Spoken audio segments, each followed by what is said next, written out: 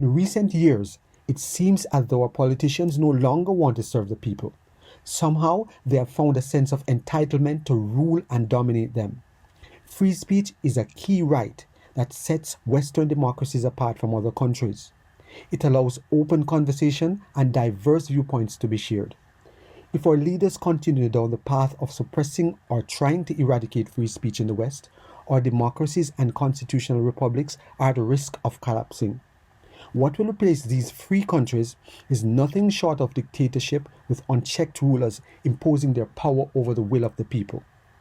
In this video, political commentator Connor Tomlinson discusses with Julia Hartley-Brewer on Talk TV about Labour's employment rights bill that may threaten free speech in the UK. Before we get into the discussion, please like and subscribe to our channel so that you won't miss when we post a new video. We talk about this crackdown on pub banter. What is actually going to be in the legislation and why would it impact us?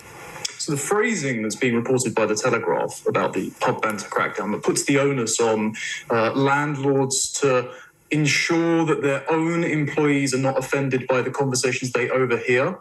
It says that they might find offensive these conversations about political or religious matters, and those conversations are allowed to take place as long as, provided the opinion is not indecent or grossly offensive, which is a standard that's never been abused in the history of British law, unlike the fact that the Times reported a couple of days ago that we have 12,000 arrests a year for social media posts by that exact standard. And so there's two things going on here. The first is this Labour ideology, the ideology that lots of the Conservatives had, the civil service had, of absolute equality. And so to ensure absolute equality between groups, they have to go on some moral crusade to abolish even the potential for anyone to be offended. Now, that's not anyone, as we always know. It's particular sexual and religious and racial minority groups that have either been imported or invented as of all about yesterday. And so those are the only people that are going to be protected. It's not your average working Briton who, at the end of the day, wants to stumble into the pub, sees their country deteriorating around them, wants to complain about the cost of living, wants to complain about the levels of migration that they've experienced that they never asked for and have voted against in every election and referendum since 1974, sit down over an overpriced pint and natter about it with their mates. Exactly. And that's the thing, isn't it? And that's the point. I mean, people forget the word pub. It comes from public house. It was where people could go. It was a meeting place, a public place where people could chat and banter, tell jokes.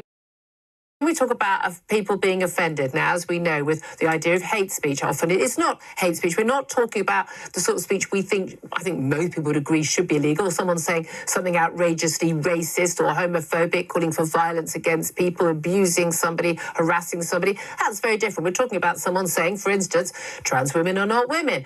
Talking about I think that people who are illegally should be deported. These should not be controversial views. And even if they were controversial, there's nothing offensive about them intrinsically. They're not actually harming people in any meaningful way. But the Blue Head Brigade with the little nose rings, who are often working in these places, may well decide that they are, and they can then complain to the landlord. And I've worked behind a bar many a time over the years, can complain about that to the landlord, and then the landlord's got the problem because he can be sued, can't he? It's not just about you'll be thrown out of the pub. The landlord might want to stop you coming in the first place, and shushing all conversation. Well, at that point, I mean, they've got rid of the smoking in the pubs, which I am pleased about. They're going to get rid of the banter. Next, they're just going to get rid of the beer, and there won't be any pubs left. But that's the real point, as you've raised, Julia. Making the liability on the landlord to police these conversations outsources their desires for censorship to civic society rather than just the police. And so every single pub becomes its own censorship zone on behalf of people who are unlikely to go into the pub in the first place. Allow me to stereotype for a moment. If they're trying to protect religious minorities from being offended, I don't think there's all that many members of the British Muslim community that frequent their local Wetherspoons for, let's say, religious reasons regarding alcohol. But, as we know from recent court rulings, you don't even have to offend a given person in the room. In a democracy, people should be free to express themselves. They should not have to feel uncomfortable that they may offend someone by what they say, or may be locked up for a social media post or having a conversation in a pub with a friend.